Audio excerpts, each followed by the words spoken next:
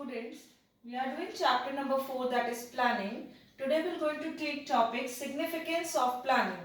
It can also be understood as need and importance of planning. First point is provides direction.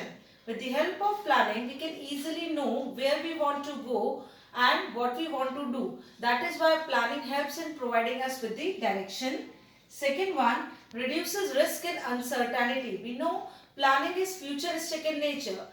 Planning is just we are deciding in advance what to do in upcoming future. Thus, planning helps to reduce the uncertainty and risk which is coming in the external environment. Third one, planning facilitates decision making.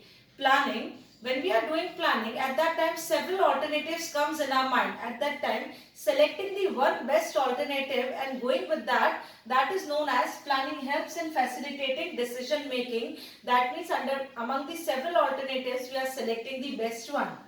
Coming to the fourth one, reducing overlapping and wasteful activities. Planning also helps in reducing overlapping and wasteful activities. Why? Because with the help of planning, there is a clarity in action, what we have to do and what not. Thus, it reduces overlapping and wasteful activities.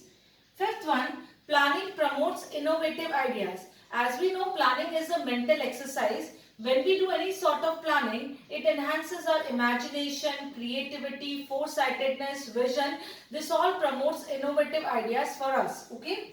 Last one, establishes standards for controlling. When we are doing planning, at that time we are setting up the targets and objectives. Now, when we are doing controlling, at that time we are measuring our performance. That is why measuring the actual performance with that of planned performance is being beneficial and it is helpful only with the help of planning. So, when we are doing controlling, at that time, planning sets us the target which helps in comparison of actual performance with that of the planned performance. So here we have completed with significance of planning. The next topic we are going to take limitations of planning. Now we are going to do limitations of planning, very important topic.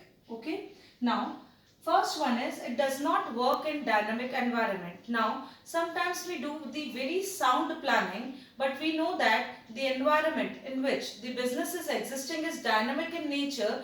It keeps on changing without any predictions or accurate predictions, and we know that these predictions we cannot estimate with 100% accuracy. That is why even sometimes planning fails due to that of the dynamic or changing environment.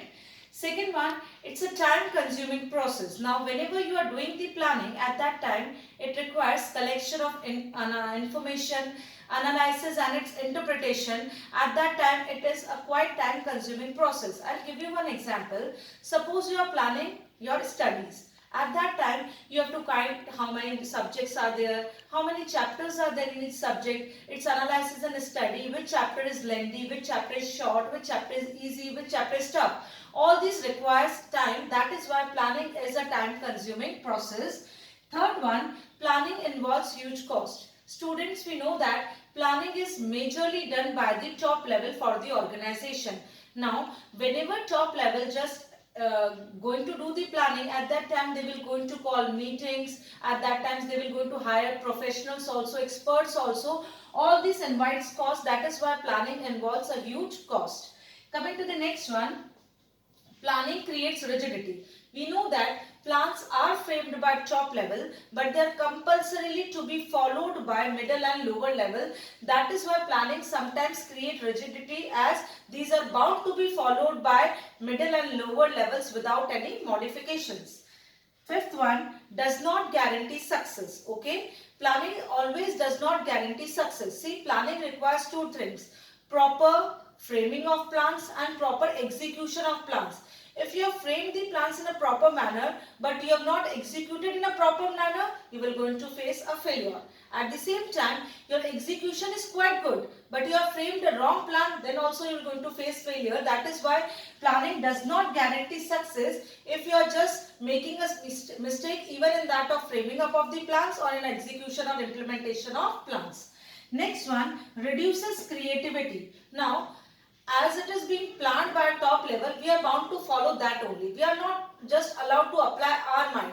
Every time this process happens, which reduces the creativity of the subordinates.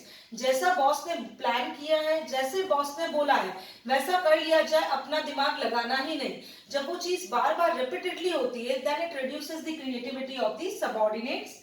Next one, human element. Now, sometimes it is by nature of humans may commit mistake. One single plan by one single human who is working in our organization will make a total plan a failure. Okay.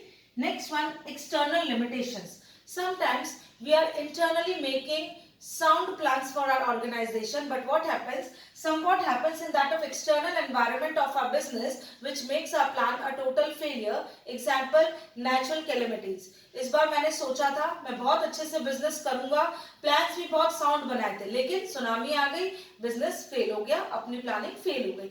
So there are certain external limitations like natural calamities, like strategy of competitors, change in government policies, change in technology, unfavorable changes in that of taste and preference of the consumers.